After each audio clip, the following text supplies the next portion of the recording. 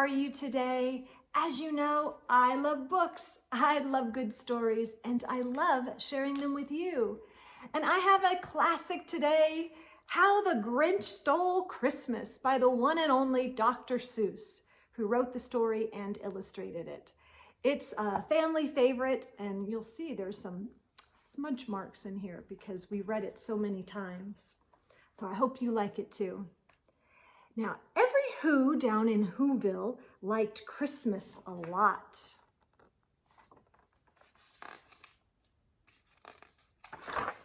But the Grinch, who lived just north of Whoville, did not.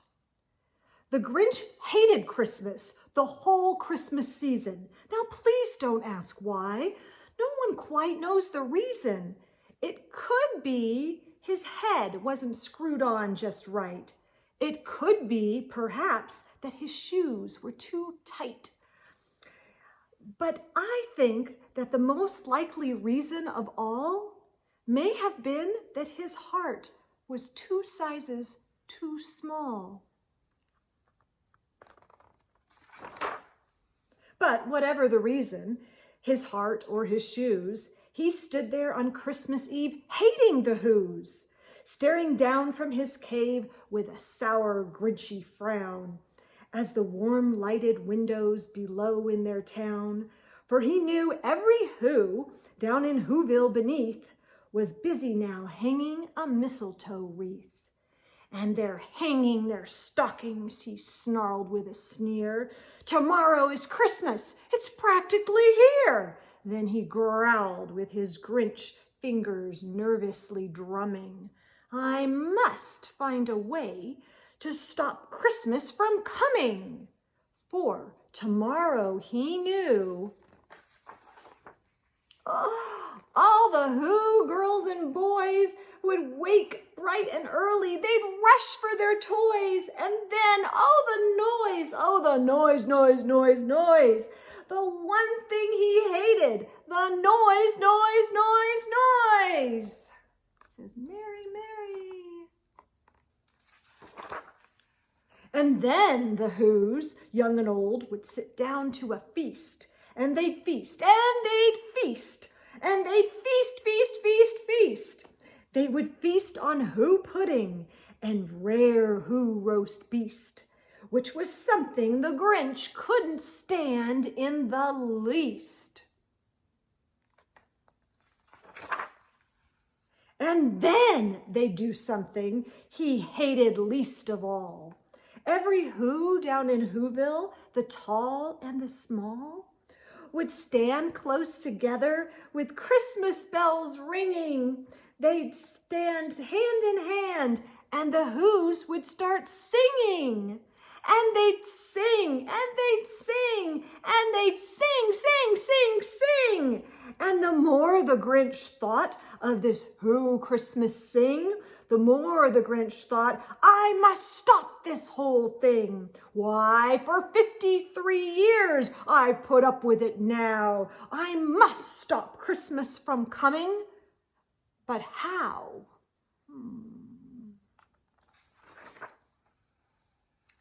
Then he got an idea, an awful idea.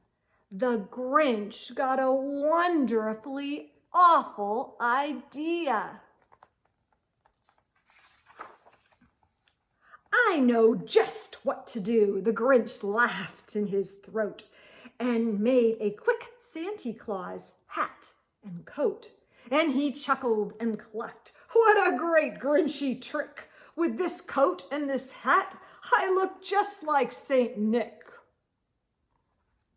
All I need is a reindeer. The Grinch looked around. But since reindeer are scarce, there was none to be found. But did that stop the old Grinch? No, the Grinch simply said, if I can't find a reindeer, I'll make one instead. So he called his dog Max. Then he took some red thread and he tied a big horn on the top of his head. Does that look like a reindeer? Then he loaded some bags and some old empty sacks on a ramshackled sleigh, and he hitched up old Max. Then the Grinch said, "Giddy up!" And the sleigh started down towards the homes where the Whos lay a snooze in their town. What is he up to? All the windows were dark. Quiet snow filled the air. All the Whos were all dreaming sweet dreams without care when he came to the first little house on the square.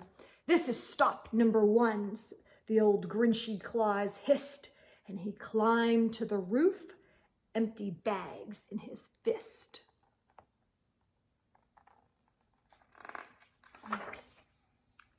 Then he slid down the chimney, a rather tight pinch. But if Santa could do it, then so could the Grinch. He got stuck only once, for a moment or two. Then he stuck his head out of the fireplace flue, where the little Whose stockings all hung in a row. "These stockings," he grinned, "are the first things to go." What's he putting in his bag? Then he slithered and slunk with a smile most unpleasant around the whole room, and he took every present. Pop guns and bicycles, roller skates and drums, checkerboards, tricycles, popcorn and plums. And he stuffed them in bags. Then the Grinch, very nimbly, stuffed all the bags, one by one, up the chimney. Then he slunk to the icebox. He took the Who's feast. He took the Who pudding. He took the roast beast. He cleaned out that icebox as quick as a flash. Why, that Grinch even took their last can of Who hash.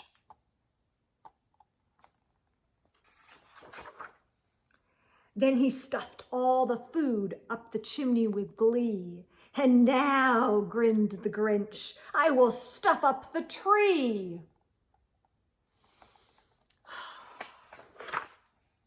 And the Grinch grabbed the tree and he started to shove when he heard a small sound like the coo of a dove. He turned around fast and he saw a small Who, little Cindy Lou who was not more than 2. The Grinch had been caught by this tiny Who daughter who'd got out of bed for a cup of cold water. She stared at the Grinch and said, "Santa Claus, why? Why are you taking our Christmas tree? Why?" But, you know, that old Grinch was so smart and so slick. He thought up a lie and he thought up it quick. "Why, my sweet little tot," the fake Santa Claus lied, "there's a light on this tree that won't light on one side. So I'm taking it home to my workshop, my dear. I'll fix it up there, then I'll bring it back here." And his fib fooled the child, and he patted her head, and he got her a drink, and he sent her to bed. And when Cindy Lou Who went to bed with her cup, he went to the chimney and stuffed the tree up. Then the last thing he took was the log for the fire. Then he went up the chimney himself, the old liar. On their walls he left nothing but hooks and some wire. And the one speck of food that he left in the house was a crumb that was even too small for a mouse. Then he did the same thing to the other Who's houses, leaving crumbs much too small for the other Who mouses.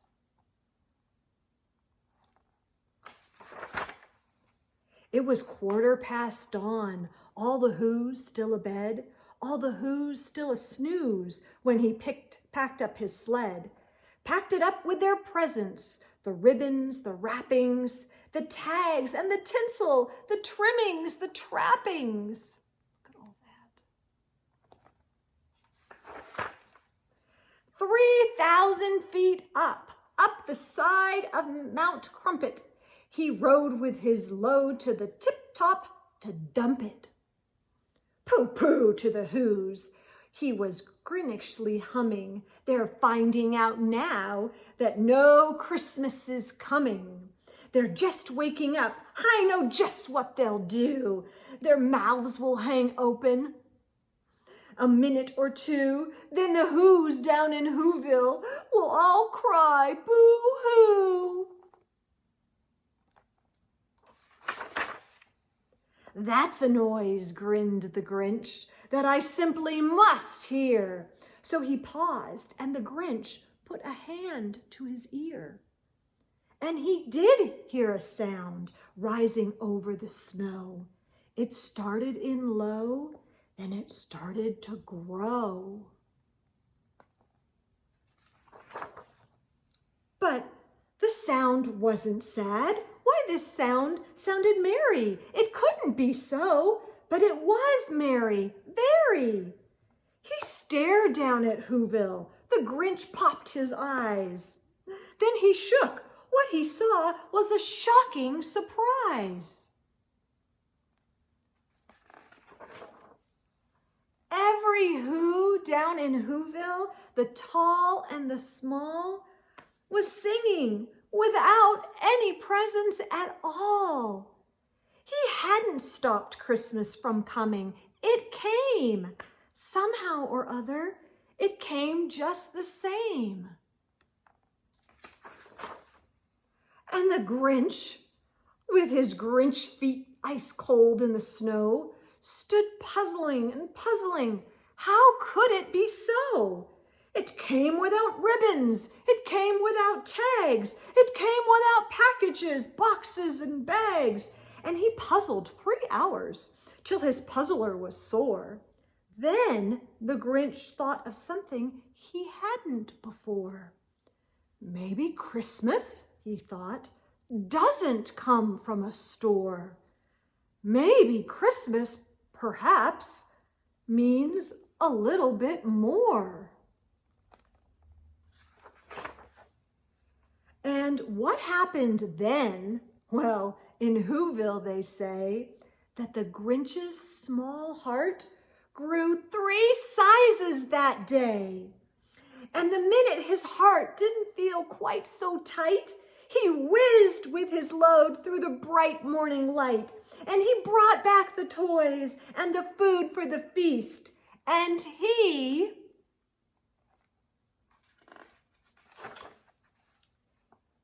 himself, the Grinch, carved the roast beast.